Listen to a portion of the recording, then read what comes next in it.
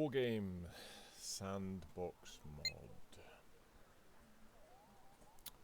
So I'm going to go over something we've been working on as a bit of an idea with the Sandbox mod.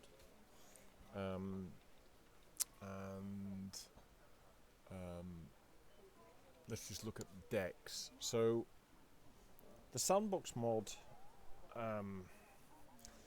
has some features that change the game, not in a huge way, but an important way. When you create a deck, I'll call this expansion test 1. It gives you the option of, depending on if you've got DLC or if you don't have DLC,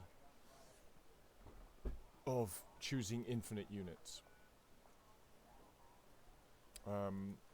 So when you select your army and you build, what you then get in here is when you select, let's say, FOBs. Let me choose just UK, just to simplify this down. Sorry. When I click the FOB here, you get 1,000 FOBs. And you get, basically, it's magnitudes larger than the standard game in terms of the units that you're allowed in your armies.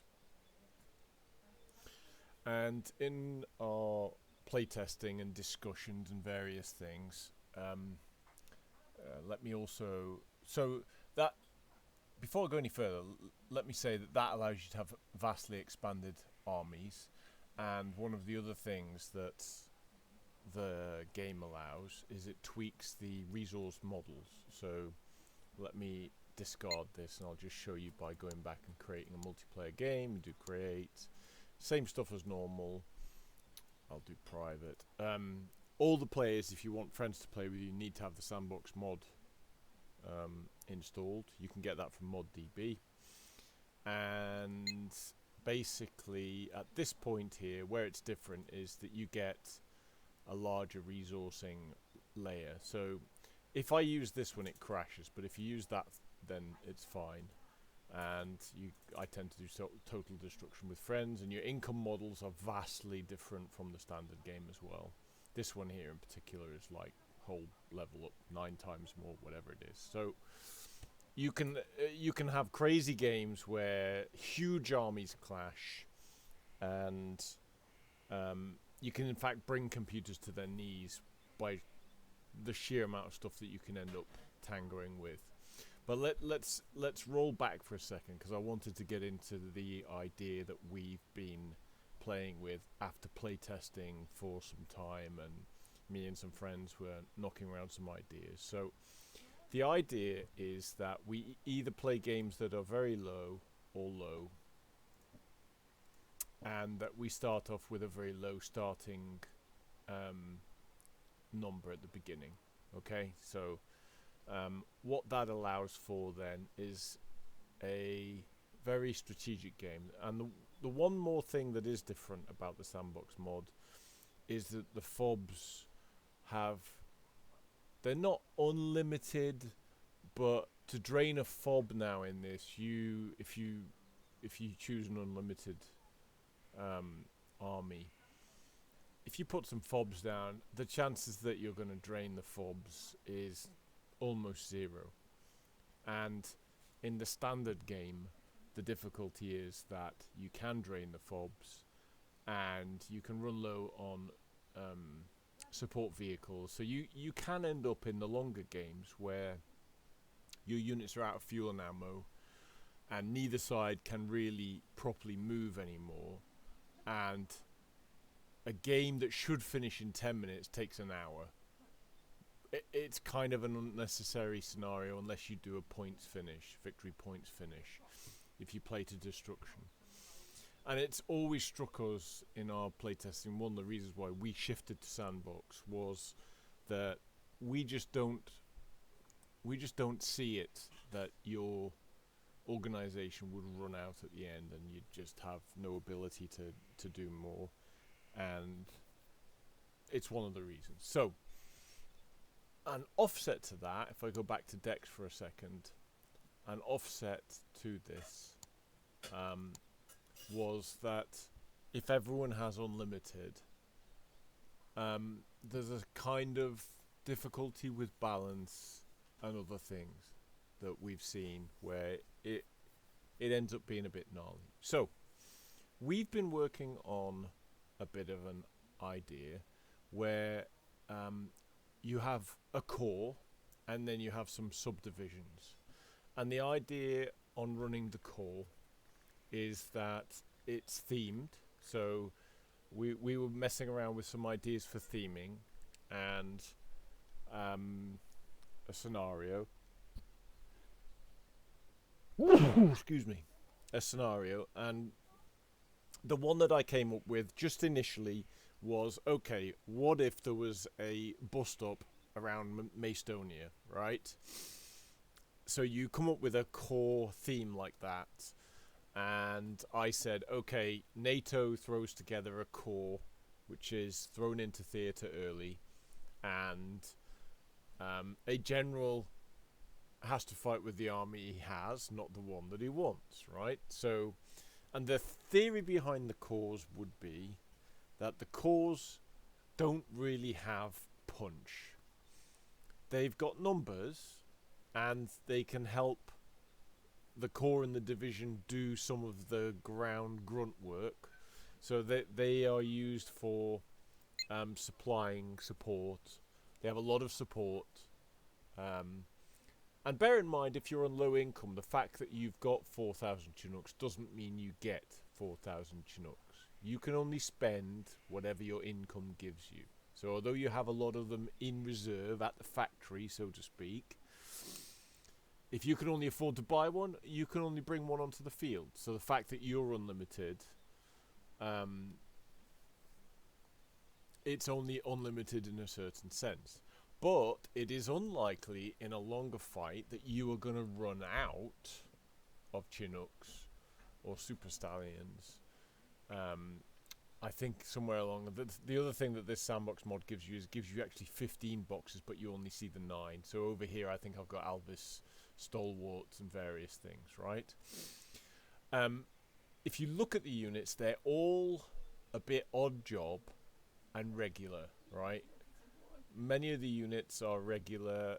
You have rudimentary capability, but not any elite ability, or at least that's the idea, is try not to give them elite. So they have some, an example here is they do have some AA, but they don't have, in this case, this one actually has quite a bit of good AA, but in a low income game, how many would you be able to bring on if they're expensive at 80? You might be forced to bring on lower tier things. And if you look at the tanks, the best one here I think was Challenger 1 that I gave them. And they do have some longbow stuff, but they're expensive. And the idea behind the cores is that generally they're a bit ordinary. Okay, so in the Hilo front, they do get Apaches here at 150 under recon, but the rest of their stuff is all a little bit ordinary. And their airstrike ability, they have some. NATO's been able to draw together some stuff, but it's not on the best tier. Okay, so this is the idea behind the core, was to put together. The core commander has some things at his disposal, and I did get down to the idea that the cores and divisions should operate at around 103 points. This is a little bit more, and the 103 point marker was because we found we could import them. So between friends, we can, if you get too large, the game will let you save an army group with a lot of points, but then you can't export it. So this one here, we have exported it, and we know we can do that. So anyway, this is 116 points. But so this is one that we set to be the NATO shield core, and I'm going to roll that back, and I'm going to show you what the opposition was. So we knocked together a red 4. Let me find it here. Second Strike Army was the core. And if I edited that, again, it was given various kit, a lot of transport units, so it could help support the divisions. Again, the infantry was set to be nothing spectacular, mainly ordinary stuff. Again, a mix of AA units that many are sort of ordinary, not bleeding edge. And the other thing we also said was we wanted to really curtail powerful artillery. This is not a bad artillery unit, but it doesn't have much range. And we've seen games where the unlimited players are able to just pour out 100 artillery units on the field and then obliterate everything, and there's no balance to that. So what we've said is we're only going to allow artillery pieces in the game that are fairly limited, and I think in the future our aim is to actually strip out artillery from the core command, but we may allow it in the divisions because there's a reason for that. I'll get into that once I show you the divisional setups. But just going here, the Red 4 tank commanders, again, many of the units were ordinary, not special. I actually think, looking at this, that they might have a bit of an edge over the Allies. In the Helo front, they're a little bit weaker in the Helo front, and that's probably true, but as I say, they seem to have a heavier tank arm.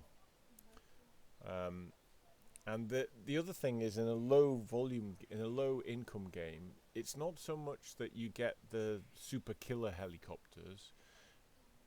I'd argue that if you put a lot of helicopters out at 40 and they're sort of capable of blowing stuff up, you can end up better off than trying to haul out, save up for ages and pull out one Apache. It depends how you use the stuff. So this core here was the red core that we put together for the game, and one of my friends played it and he was highly critical of it, and he said that it lacked some stuff. And looking here and comparing the two, it probably does lack a little bit, but I do think the armor is cheaper and better potentially than the NATO side, and we're not aiming to have absolute parity, and I'll explain a bit more around that. Let me go and find some of the subdivisions that we created for the two sides. So one of the first ones we created was for the NATO side. They would get 101st, 82nd and 1st Airborne. And we said that these subdivisions need to be themed. They need to be around 103 points in max value. And that they do need to be specialized in a way that the core divisions are not. So what you'll see with this is that we said, well, you're allowed to choose the great majority of your kit. In terms of this idea on this division, was they must be airborne. They must be taken from airborne and special forces. They must be taken from the US or the UK. That's 1st Division Airborne UK, and then the 101st, 82nd is American. We don't go so strict that, for example, the Americans couldn't put in riflemen on a Black Hawk, because we wanted to allow a little flexibility. Their vehicles must be, broadly speaking, light, air transportable. So the M109 was on the edge of that, we could argue, but it gives them something in terms of artillery, but they're only allowed 6 of those. So there's no way their 6 units are going to wipe the floor with the whole board.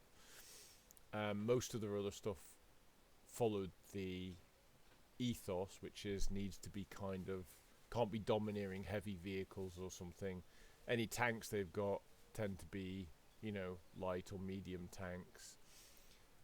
Not bad in terms of recon units, again, special forces type thing.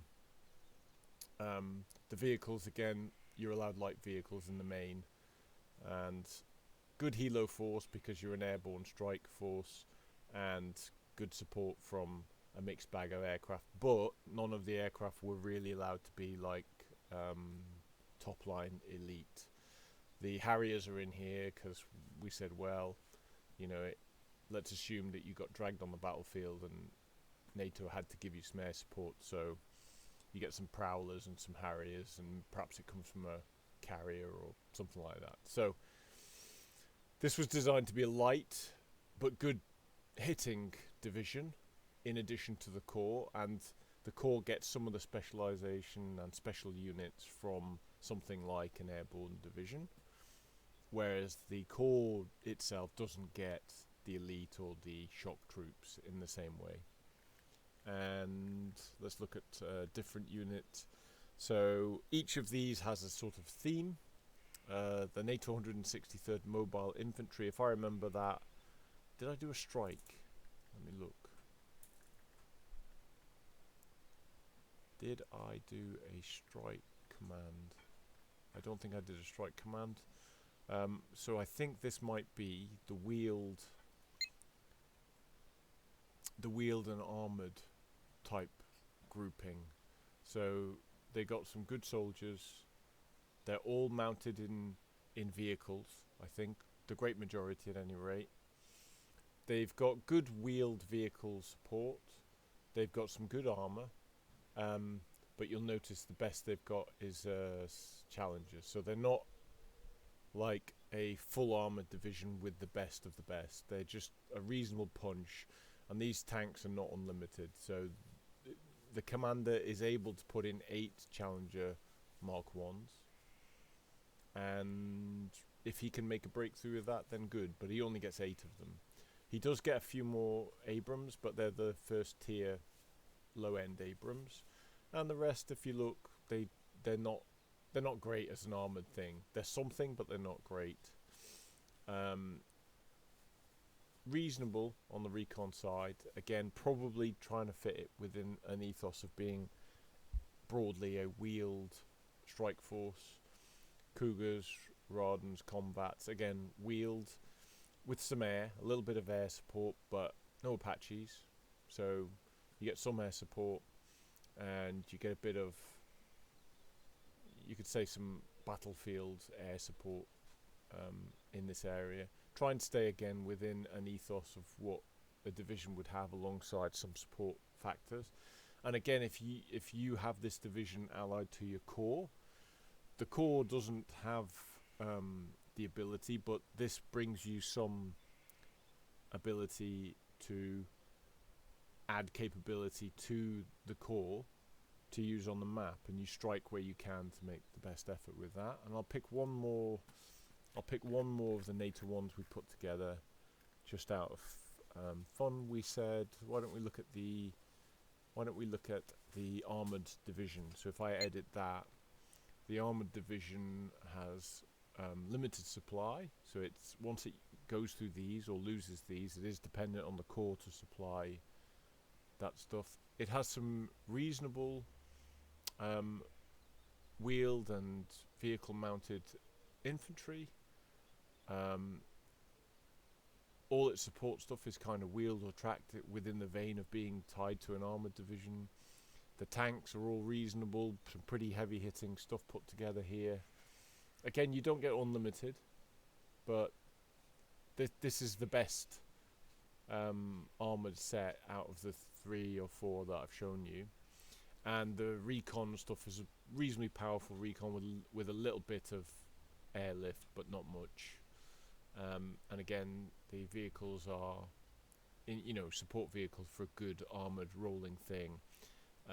It has an air wing, but they're not all Apaches or something.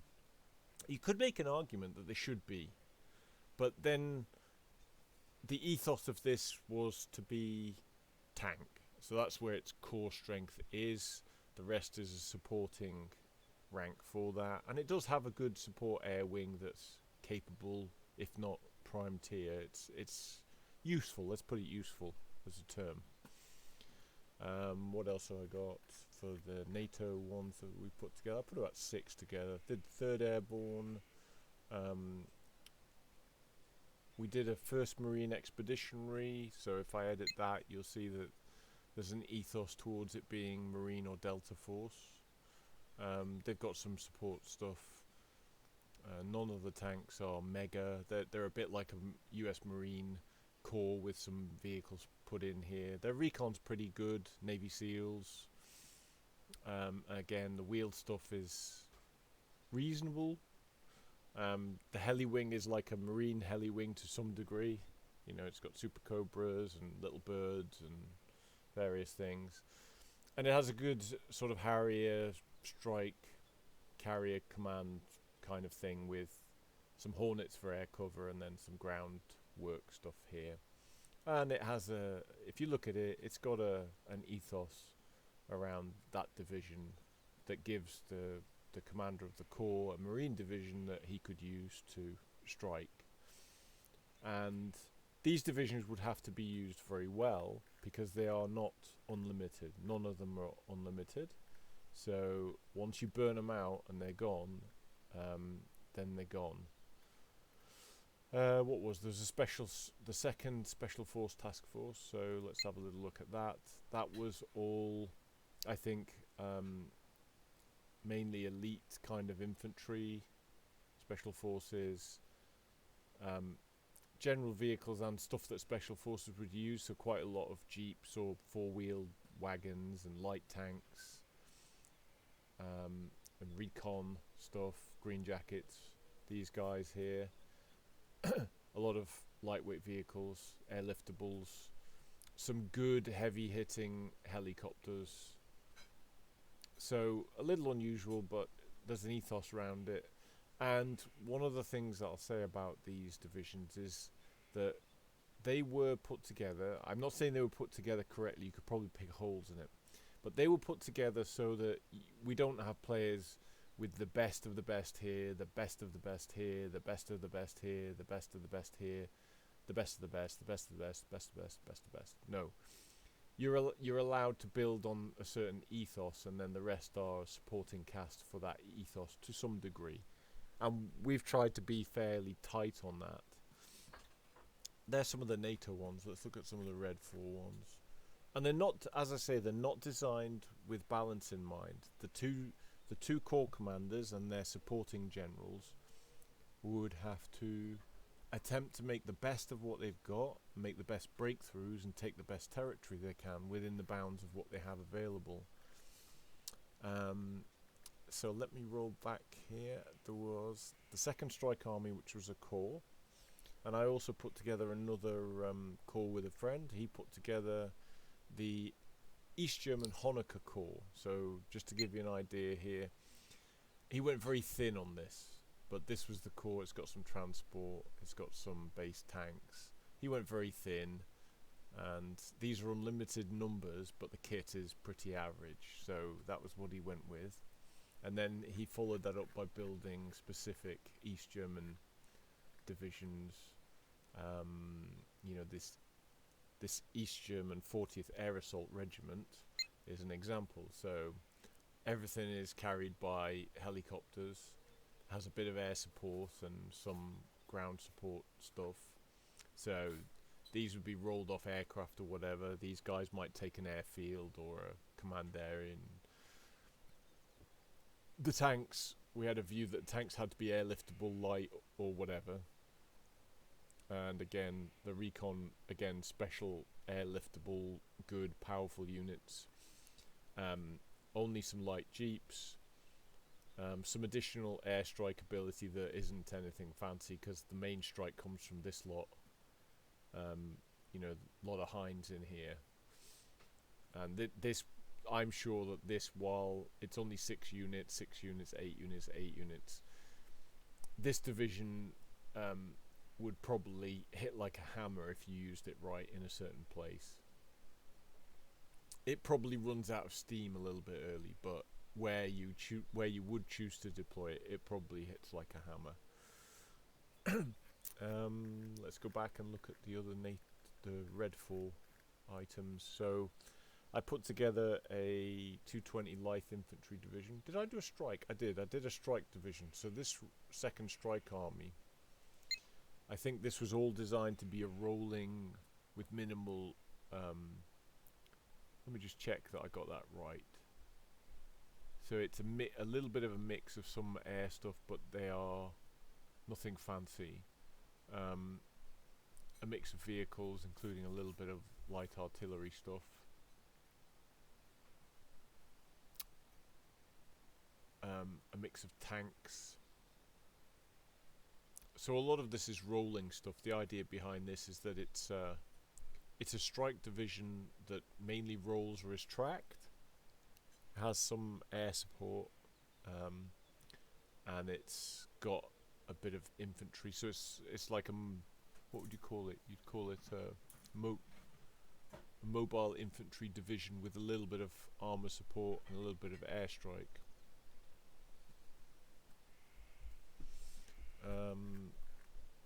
Let's go looking at some of the other items that we put together there. So we put together the 220th Light Infantry. This was all. So I don't think this has any elite or shock infantry. It's all pretty standard. It's got a mix of vehicles, some tanks, a bit of hefty helicopter strike, some mixed vehicles, some more, I'll call them light helo strike ability, and a bit of airstrike thrown in there. So being a light infantry division, it has its limitations in terms of the stuff, and it's mainly infantry that you chuck in. I think, if I'm right, these are the more impressive infantry. What are they? They're regular and they're good. Are they all regular? Yeah, so they're all regular. It's just a light infantry division that it offers you numbers, but it doesn't offer you anything in a spectacular sense outside of the fact that it has a bit of punch in various areas. And let's have a look at another. So we put together a penal division. Let's see what that's got. So it's got a bunch of infantry. It's got crap tanks, but lots of them. It's got a fair amount of recon. The vehicles, again, mainly rolling, anti-tank. Helo Force, nothing to write home about, but it's got some stuff. And the Air Force really does look like it's from... I'd say these two are good. I'm not sure about that. I know that when that hits it's horrible, but against anything that will oppose it, it would be a problem. So the tanks... Yeah, the tanks are just cheap and cheerful in the main, apart from that T-64. What else did we have here? So the 4th Guards Tank Division, so let's have a look at that. This, I would assume, is heavily leaning towards having wheeled and tank stuff, so these guys, these Gazettes are nasty against air, oddly enough. They got a bit of anti-air on wheels, which makes sense if you're a Soviet tank division, because they would come under attack from A-10s or whatever, so their ethos would have good rolling AA. And they've got good tanks. Perhaps not great tanks, but good, lots of heavy hitting tanks. Good troops under recon, and wheeled vehicles under their additional vehicle area. Their heli strike is not particularly heavy because they're a tank focused arm, but they do have some hefty air support, so a whole bunch of Su-25 stuff here. Because part of my mindset when I put this together was this division is going to be rolled in either to smash other divisions or to fight armor, right? So with that in mind, here's your Iron Fist air support that is thrown together to support this armored division, and that's the ethos behind that, is to try and build things that are not, not every box is filled and not all the boxes are the best of the best. Try to give them a proper flavour, and then I've said 103 points. should be kind of the limit within the subdivision armies. Let's have a look at another. Let's see. Oh yeah, why don't we have a look at the Spetsnaz NKVD division? What did we put in here? So, obviously you have the base stuff here, and then you've just got Spetsnaz.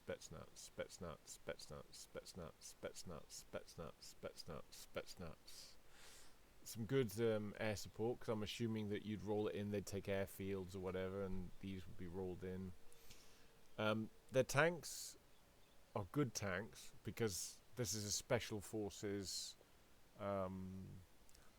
high quality division. And again, under recon, very heavy Spetsnaz focused grouping. Vehicles, again, some good vehicles, good helo force, and pretty hefty air arm. So you might call this an elite division.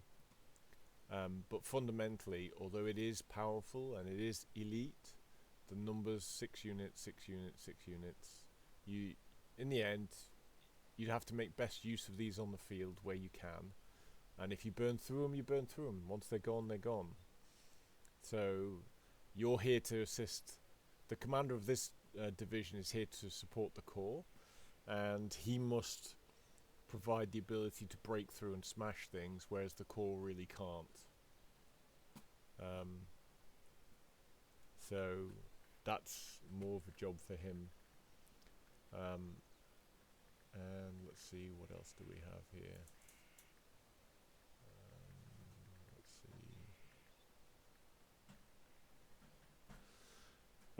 So I made another NKVD Special Force Division, the 3rd Tank Shock Army. Let's start with the 112th Combined Tactical Air Force, which is, if I remember right, that is a mix of aircraft, helos, and airborne troops kind of thing.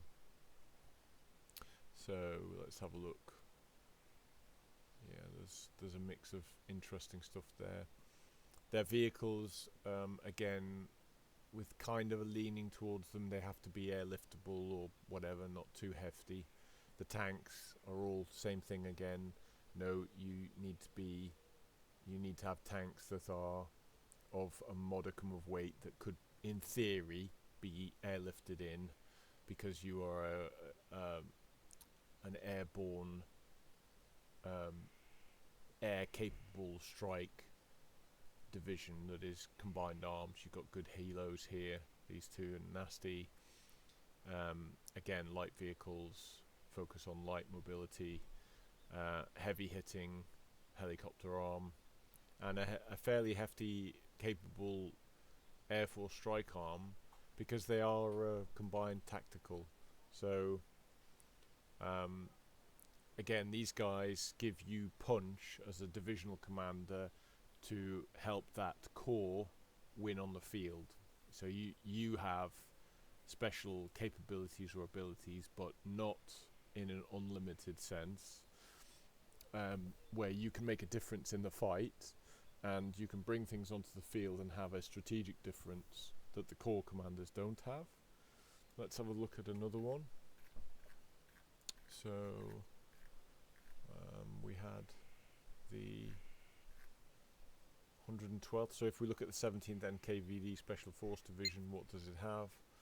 So it's a mix of helo-borne troops and armoured personnel, good troops. I know these are Israelis, but we were having fun building it.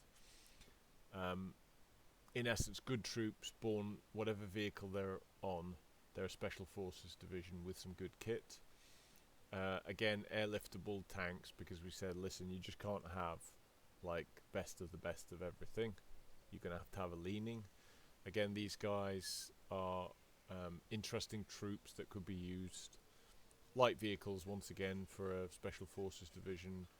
Good, powerful air capability. And of course, as I say, one of the things is in a low income game, how many 200 value planes are you actually going to be able to bring in? in a way that will flood the field. So you've only got 2 of them anyway, and it's kind of where can you use with the precision the power to make a change on the field when you're playing. Let's go and have another look at a different division. And by the way, we're not claiming that these divisions are wholly correct. We have our idea, and we don't want these subdivisions and the core to be perfectly balanced on both sides. In fact, we're almost seeking to say to the commanders, we want you to go develop. Your cores have to be ordinary, right? Because they are regular troops who will do supply. They'll be able to do some jobs on the battlefield, but you shouldn't just be able to go and clobber the other side with the core. The core has certain limitations. But your divisions, you should be able to characterize, give them an identity, give them punch, and you can almost do what you want. And we've said just try and be around 103 points, and try not to just give them best of the best in every category. Try to give them a character. If they're an armoured division, then make them strong in the armour. If they're special forces, make them strong with that. If they're some form of tactical air force, make them strong with that. And so on and so forth. So there's plenty of room in there to do that. And what else did I have here that was... So the 3rd Tank Shock Army was an early one I put together. Let's see. So they've got tanks in their command vehicle area. They've got some troops, but they're all carried on BMPs or something similar. They've got rolling kit that's a reasonable sort of anti-air capability. Their tank arm is strong. Their recon is strong with rolled and tank, a little bit of air. Their other vehicles are all stuff that would roll along with an armoured fashion, support, recon, various things. Their helo arm is a bit ordinary. Okay, so, and they've got a bit of air support, but it's kind of reservist in nature.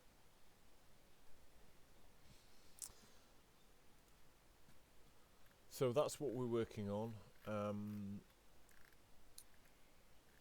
And let's put something together in terms of a game, and we'll just kind of have a look at what the makeup of the force would be on either side.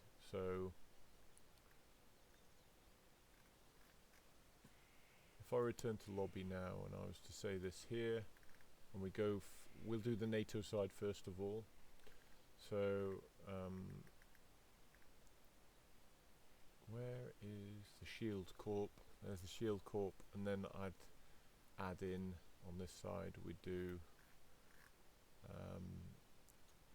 163rd Mobile,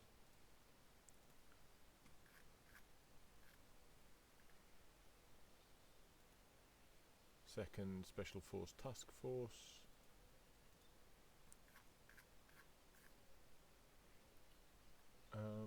let's see, NATO UK 16th Air Assault. So if I now throw in I'll do 2 Red 4, I'll do the Honecker Corp, and I'll do where's the other one? Red 4, 2nd Strike Army, there we go, they're the 2 core, so I'm facing 2 core here, and let's give them Tank Guard, and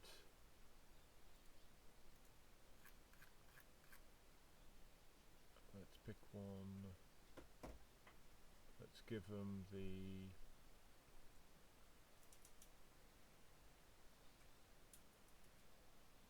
'53rd Spetsnaz Division. So we'll go for a 4,500, no, let's do a little bit lower than that, let's go 3,000 points. I'll start with 1,500. Income will be low, and just for a little run out, let's see what we do here. Is easy going to work for us? Don't think so. Let's flip to hard here for a second.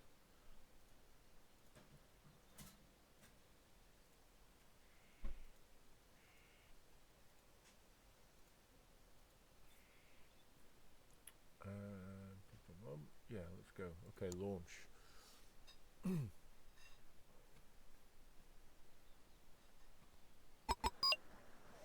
Okay, so what I'm going to do, I'm the core commander, so I will put down, and I don't know, bear in mind that I'm playing with a CPU, right, so it's going to do weird stuff that we wouldn't do as a team.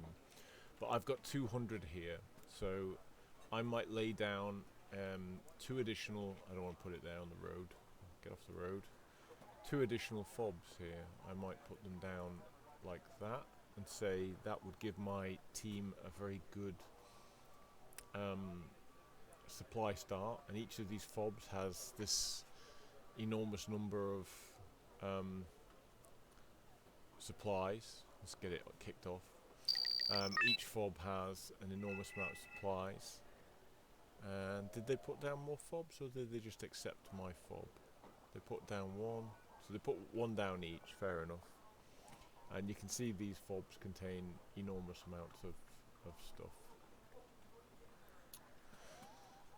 So as an example, I could agree with teammates that I would save up and do the command units, and they would do the fighting units, or they could obviously go and take fob stuff with their individual command units here, and it's about what can you squeeze out of your income, which is very low at this point. We're only aiming for a 3,000 score to win, so whoever can get there first. I think that if you played multiplayer, you'd want a higher score than 3,000. I've just done it for demo purposes, but it is what it is. And kind of just to show that the two sides, their income would be a bit like this. So the troop choices you make would be a bit like the original standard game. Like, it really matters what you'd put out and how you handle it. At least in the very early game, any contact that occurs here between these individual units is much more down to an individual level than in the normally slightly heavier sandbox game. Now, if you guys are going to leave your command unit in here, I'm actually going to go. I want a bit more income here, folks. Oh. Okay, if you're going to go there, I'll go there with my command unit. So I need another 20, 30, what do I need? I need 50 points to get what I would need to do. Let's have a look. What have I got? Attack on with a Black Hawk, so I need 125, so 40 points more.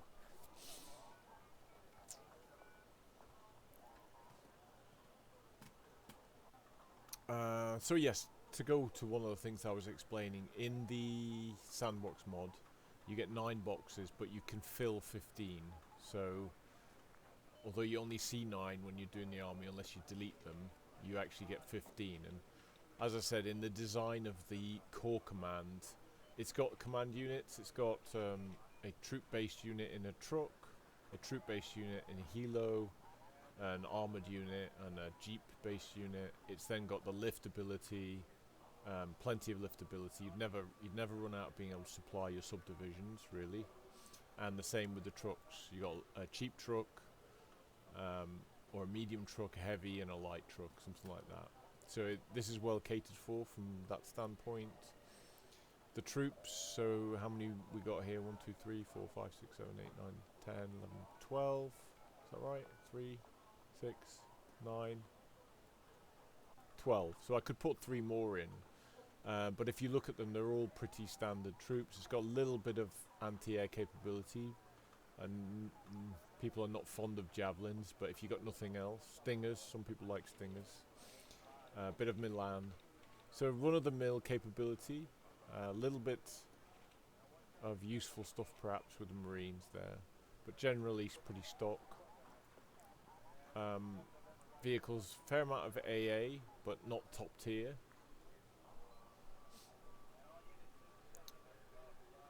What do we got in tanks? So capable, numerate, but if it comes up against proper armor, it's going to struggle, I would say. but capable. You have some capability as the core commander. Recon, not bad. Not a terrible recon arm. Good enough to be doing something with. Only one airlift capable in terms of troops, so you can do stuff, but it has limits. Vehicles, again, ordinary vehicles that can do a job for you in different ways. Helicopters, they're very ordinary helicopters. Nothing that's going to be super spectacular.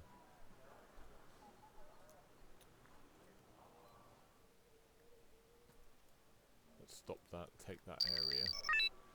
So the enemy has taken Charlie. That's a bit misfortunate. So have to go and do something about that shortly. But let's go take our TACOM unit, stick him in here. Let's get a little bit of income on the go.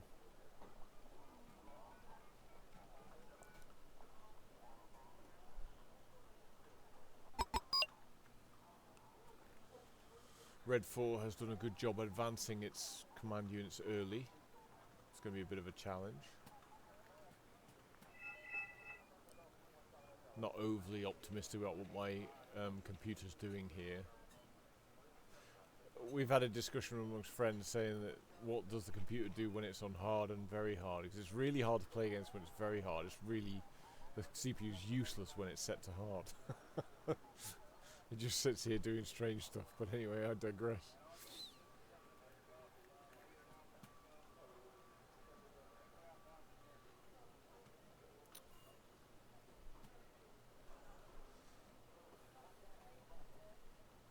So looking at this now, I've got a bit of bother going on here, and if I was playing with human players, my options for, let's say, putting together a helo airstrike are, I could do something, but could it get the job done? You know, ideally this is a mission you'd say to one of your sub-commanders, you have the airborne attack capability here. I can support you, but I need you to put together something to go take Charlie, for example. That would be, I think, kind of the discussion that you'd have. Tell me I'm wrong. Put it in the comments if you like. But anyway,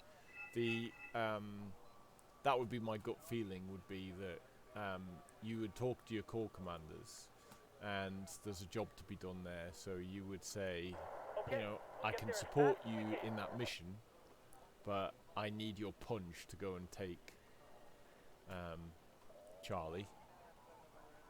And in fact, you could have a scenario where the core commander willingly puts in a lot of the weight in terms of just the troop numbers or helo numbers, but that the actual real work gets done by some elite forces or something similar.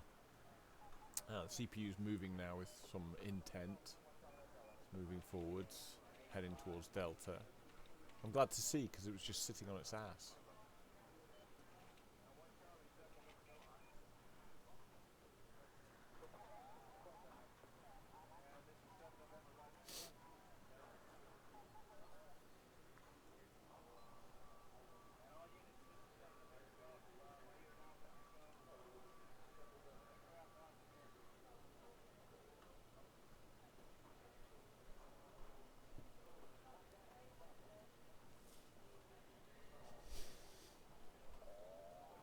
So what's the betting that they do have some useful stuff in Charlie? Should we go and find out?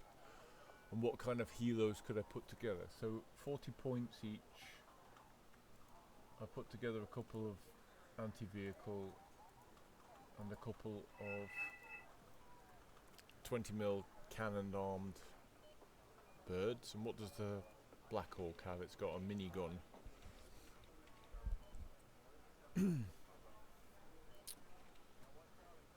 So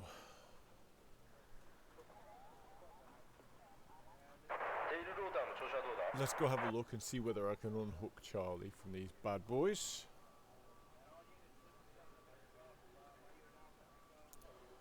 I can also throw in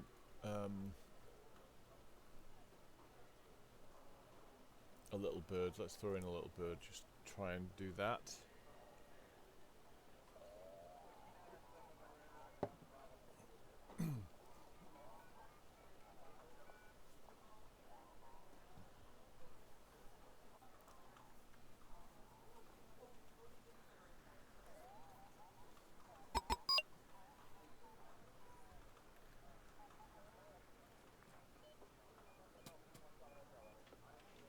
CPU hasn't done a good job on red sector of taking areas, unfortunately.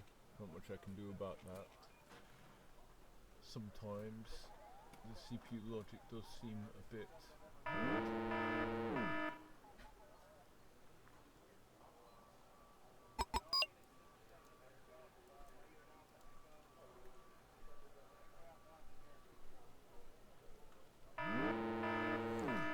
So yeah, I'm struggling to do something with this here.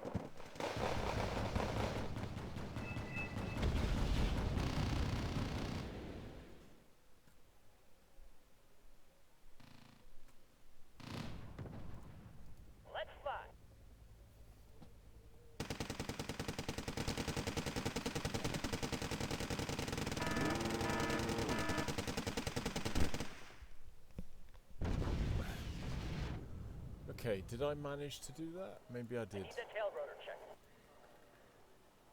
But it wasn't an easy ride. Let's see what else is going on. So, Red 4 hasn't really got going here, unfortunately.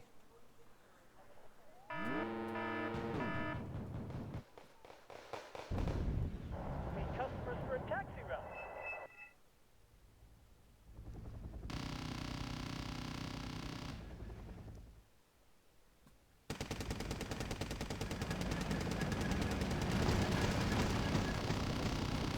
Fly zone is hot.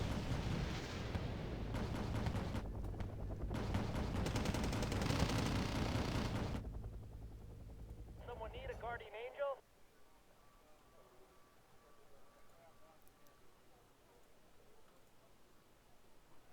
Bring in a TACOM unit and see if we can't take that area. Ooh, what's going on here?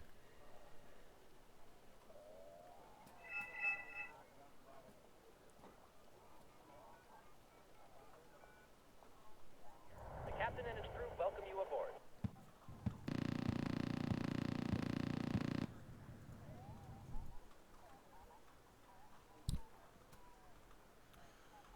So, let's see. The enemy takes Echo, and then takes Echo. It's never good for the enemy. And Need a ride? my dear CPU friend is being stupid now. So I'll have to put in my HQ unit here and just resolve that conundrum there, because he's doing this. I don't know what he's playing at, but anyway.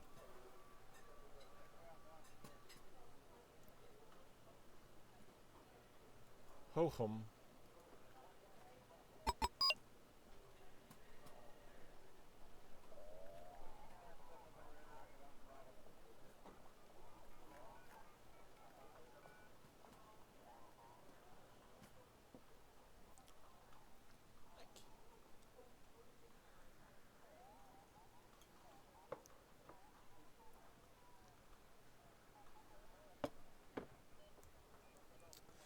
Let's unload that helo unit there.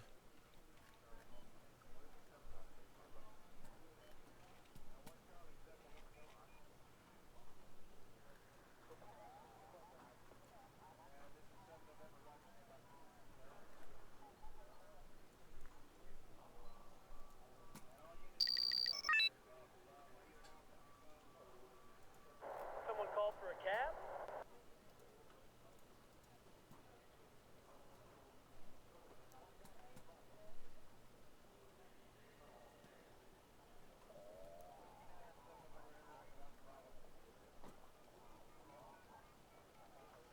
We'll get our logistics unit here in a second.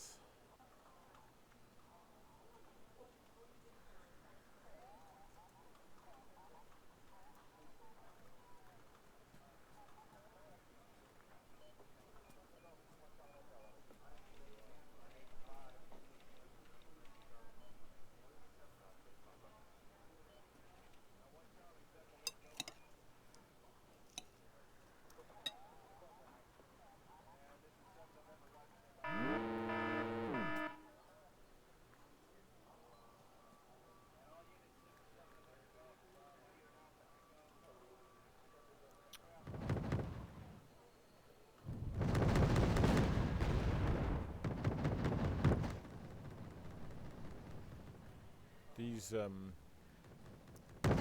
Scrozettes, these are BMPs that seem to have an AA focus, so these Lynxes are in for a bad time, as are these guys. Starting to get dangerous here. In my humble opinion, it's going to be a bit leery there, to be honest. In fact, these guys are really pressing now, and they are going to, I think, certainly the helicopters are likely to be mauled here by some of this stuff if they're not careful.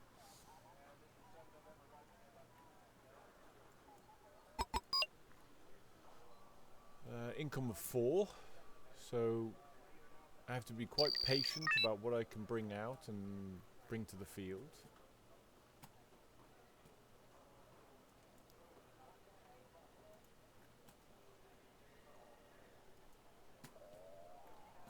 Let's see, Team 1, 750, Team 2, 500, so got the edge at the moment. Let's go in here, let's go after them. Get stuck in, and I can bring in some stuff, so what can I bring in that would have an effect? Helos.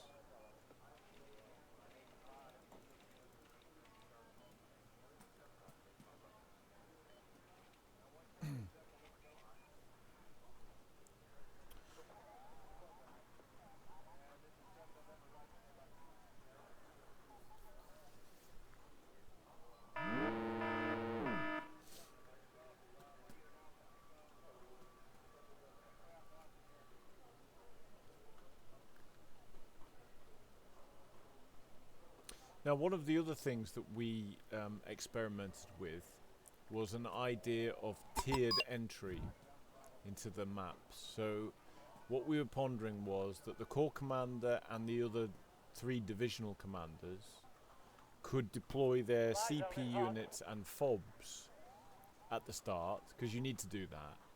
But after that, only the core or one of the divisions is allowed to bring stuff onto the field in the next number of X minutes. So we did a game where we said only the first, and this can be agreed amongst the team, right?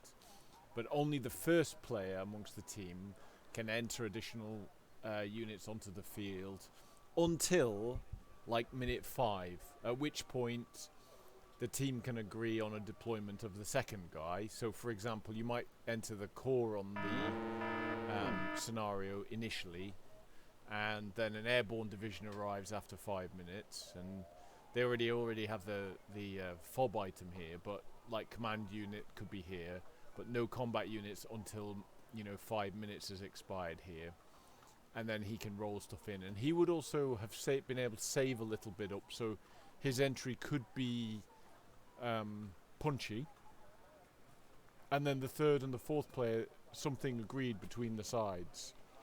It could be the first guy's in at the beginning, the second guy's in after 5, the third guy's in after 8, which is what we actually did, and the fourth guy's in after 10. We actually ran that as a bit of a scenario. We said you don't get to enter everything you've got on the field at the beginning. If this is Macedonia or whatever you want to class it as, the clash is kicking off and no one's ready, so you're entering the field with what you have and what you can get, and with an idea that maybe you airlift stuff in, but it's not there from minute 1, and there's an introduction of chaos you could introduce. And we also pondered an idea that you could bring in your core, and then you would be limited to the first grouping you'd be allowed to bring in would be air or special forces, something like that. The next one you'd be allowed would be mobile infantry or strike, and then the last one would be your heavy armored division stuff that you'd be allowed to bring on at minute 10. So this is something we're actively messing around with, trying to gauge things on. And I think the balance between the expensive units and the cheap stuff, and the balance between the unlimited ordinary stuff and the expensive fancy stuff, and the balance between the Corps Commander, who is unlimited, and the 3 strike divisions, who they are limited, but they have the good kit and the ability to do things. Is an interesting idea that we're messing around with, above or different from the standard game. And I'm not saying we've got it quite right yet, but it's just an idea around a system of Corps Commanders that have the weight, and the divisional commanders that have the ability and the units to do certain jobs. And it looks like NATO's going to win this engagement by the look of this. We're at 1900 points. Red team's only at 800. I haven't done a lot. I've sat back and thrown a few helis here and there, but I haven't really done much else. It looked to me like Red 4 just didn't take... It took this early and it took this early, but it didn't take the other items when it should have. And I have to do a bit of thinking about whether there's something broken in the AI or something not right with some of the unit selections that we've picked. But 1950 here. So now I'd love at this point just to be able to roll in some... I can roll in a couple. Only 2, but I'll roll them in. A couple of longbows there to go and rack up a few points. Not sure my other helis racked up many points. But let's see what we can do here. The Strela might shoot me down. Who knows? What have they got at base? Have they got shed tons at their base? We're about to find out.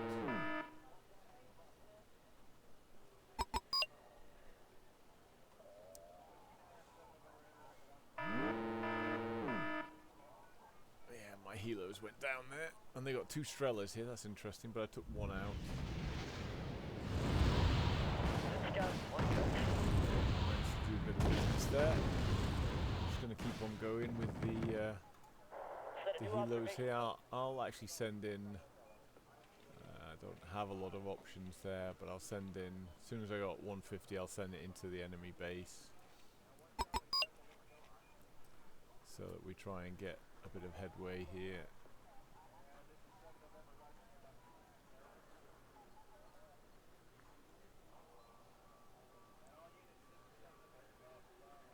Let's chuck in one of those towards the enemy base. And let's send this bad boy to there. See if we can't just get over those point values.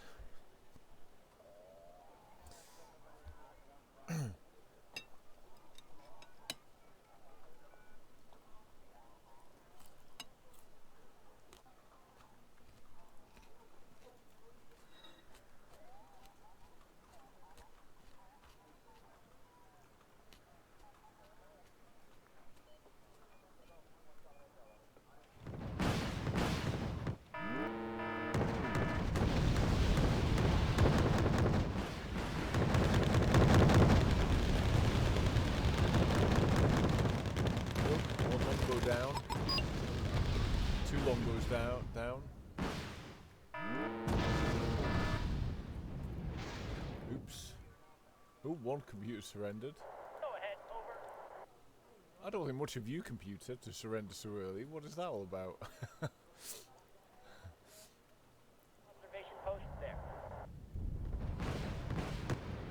Waiting new orders, sir.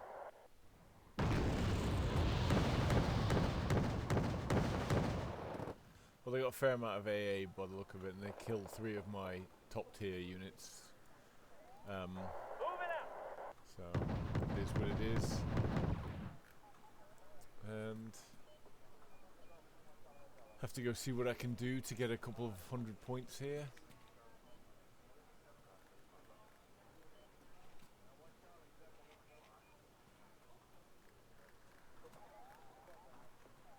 Save up a little bit and go do that in a moment.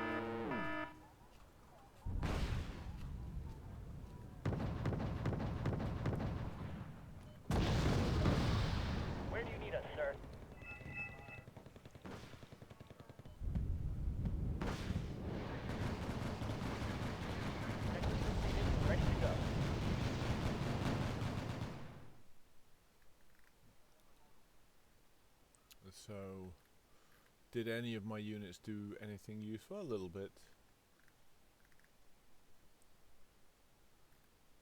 A little bit, but it wasn't anything fancy. So anyway, that just covers off a basic idea around the thing that we're messing with. So, core command, and then 3 divisional units below the core commander who are outfitted with a certain idea, capability. And it's something we're going to mess around with a bit more and see what we can do. That's about it.